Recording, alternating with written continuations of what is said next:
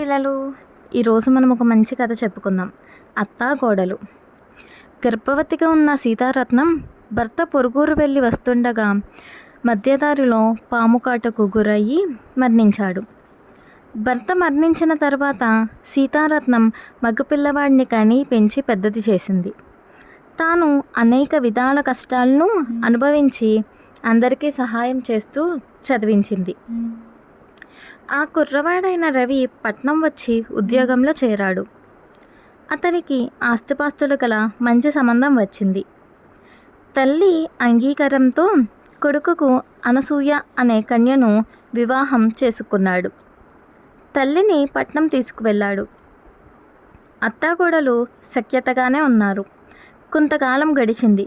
కోడలికి పొరుగింటి ముసలమ్మ చెప్పుడు మాటలు చెప్పి తను విడిగా ఉంటున్నానని, తనకి 9 కుమారులని, వారు ప్రేమగా ఉండమన్నారని, కానీ తమ వారికి అడ్డంగా ఉండదలుచుకోలేదని, ఎప్పుడైనా వెళ్ళి వస్తుంటానని చెప్పింది.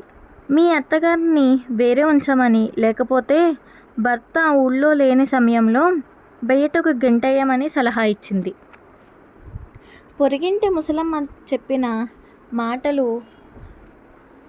కోడలికి నచ్చాయి. భర్త ఊరి వెళ్ళిన తరువాత అత్తగారు బట్టలను బయటకు పాడేసింది. సీతారత్నం తిరిగి తన గ్రామం వచ్చి సుఖంగా జీవించసాగింది. భార్య మాటలు నమ్మక, ఉద్యోగం మాని, అన్నం తినక రవి మనోవ్యాధితో మంచం పట్టాడు. భర్త ఆవేదన చూసిన భార్య పశ్చాత్తాపం కలిగి భర్తకు జరిగిన విషయమంతా చెప్పింది. భార్యను కొట్టి, నీ పుత్రుడు నిన్ను అలా చేస్తే ఎలా ఉంటుందో ఆలోచించావా? ఆ ముసలి దాని మాటలు విన్నావా? ఆమె దుర్మార్గురాలు. కోడళ్ళు కొడుకులు ఇంటికి వచ్చి వాళ్ళ ఇళ్లల్లో దొంగతనం చేసి లేచిపోయిన తన కూతురికి ఇస్తుంది.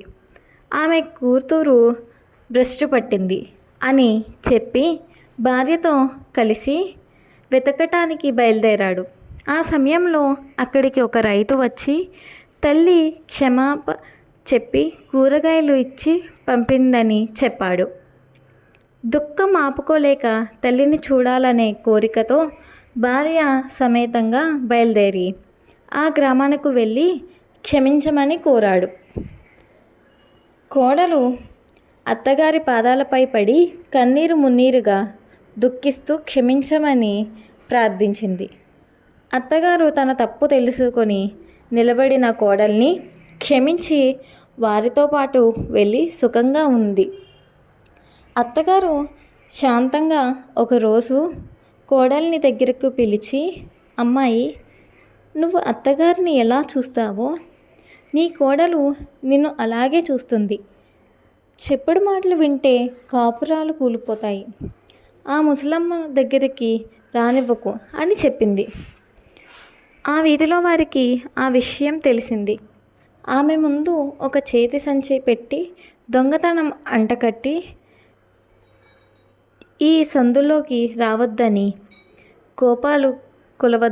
కొంపలు కూల్చొద్దని, భార్యాభర్తలను అత్తాకోడలను విడదీయొద్దని హెచ్చరించారు.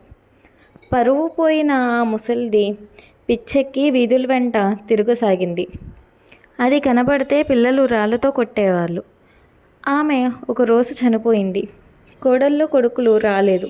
చివరకు అందరూ చందాలు వేసుకుని ఊరు బయట వేయించారు. కోడలుండి అనాథలా మారిన ఆ ముసలిదాన్ని గురించి పట్నంలో ఇప్పటికీ చెప్పుకుంటారు. అలా మనం ఎవరో చెప్పిన మాటలు విని మనం చేసుకున్న పనికి మనమే బాధపడాలి. Like and subscribe.